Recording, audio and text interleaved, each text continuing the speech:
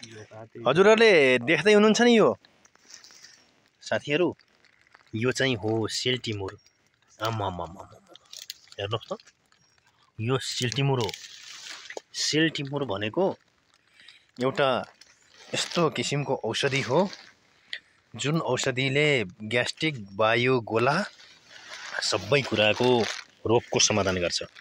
हेर्नुहोस् त हाँगामा कसरी फलेको हुन्छ। यहाँ मामा नवराज अधिकारी पशु प्राविधिक यसरी सिल्टिमुर टिप्दै हुनुहुन्छ। हेर्नुहोस् त सिल्टिमुर कसरी फलेको छ, लपक्कै छ क्या, लपक्कै। ऊ यसरी रुनी हो। अब एक उन्टा टिपेर त साध्यै छैन है। अब यो काँचो र पाक्न थालेको अवस्थाको फल हो। यो पाक्दा लटरमा पाकेपछि रातो हुन्छ र अनि खसेर गइहाल्छ क्या। जस्तो कि यो फल, यो पाकेको फल हो सिल्टिमुरको है। भने यो फल खसेको अवस्थामा हुन्छ, तैपनि यहाँ काँचो पाकेको मिक्सिङ हुन्छन् सिल्टिमुर। र यो सिल्टिमुर जडी औषधि भएको हुनाले यसको माग भने निकै नै छ। माग अनुसारको उत्पादन हामीले चाहेर पनि गर्न सक्दैनौँ। तर पनि यसलाई एकपटक टिपेर सुकाएर राखेर वर्षभरि युज गर्न सकिन्छ। यसलाई खाँदाखेरि तरकारीमा थोरै पिनेर राख्ने, चियामा 2 पिस राख्ने गरेर खान सक्छौँ हामीले है। यसले विशेष गरी ग्यास्ट्रिक, वायु, गोला, टाउको दुखेको ठिक गर्ने, अनि त्यसै गरी यसले ब्लड प्रेसर लोको बिरामीलाई पनि राम्रो काम गर्छ।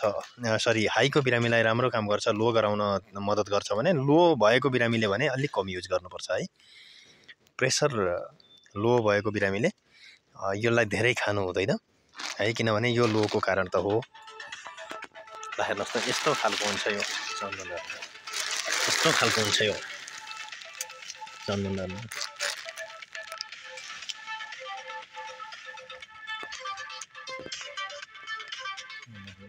ल हेर्नुहोस्,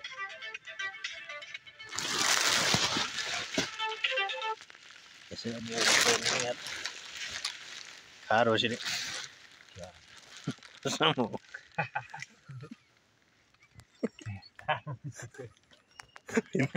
है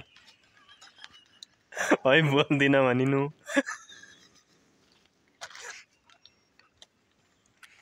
र सिल्टिमुरको कन्ट्याक्ट आइसकेको छ। अब उहाँले फोन गरेर, फोन मार्फत सिल्टिमुर उहाँले बिक्री गर्नुहुनेछ। हजुर कहाँ यार, यहाँ उठिसकेछ त भन्ता कुञ्जुनीमा हो। यहाँ गोजीमा आएर घचकै के अरे भिडियो बनाउन लाउनु भएको थियो। साउन्ड अफ गर्नु भनेर सिल्टिमुर यही हो, हुनुहुन्थ्यो के अरे। हेर्नुहोस् त। साउन्ड अफ गर्ने बेला आएर गोजीमा। अनि यता हाँगा हुन्छन्, हाँगालाई रुएर यसरी तयार पारिन्छ, अनि यसरी बोरामा हालेर लिएर गइन्छ सिल्टिमुर है। अनि नाम्लोले बोकेर यसरी चाहिँ सिल्टिमुर लगिन्छ। यो घना जङ्गल छ, घना जङ्गलमा सिल्टिमुरको बोट, ल हेर्नुहोस् त यस्तो भिरमाथि हुन्छन् बोटहरू र काटेर निकाल्नु पर्ने हुन्छ। यहाँहरूलाई मैले सिल्टिमुर भन्ने एउटा जडीबुटीको विशेष जानकारी दिएँ।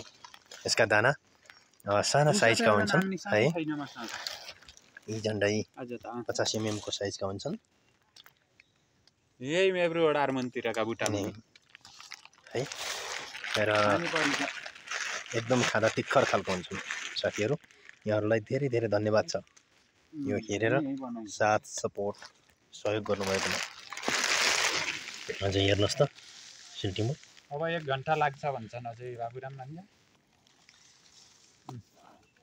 भान्जा र म ल हेर्नुहोस् कस्तो छ यो है। न अन्जता गवर्नन ल यहाँहरूलाई धेरै धेरै धन्यवाद। सकेनन्।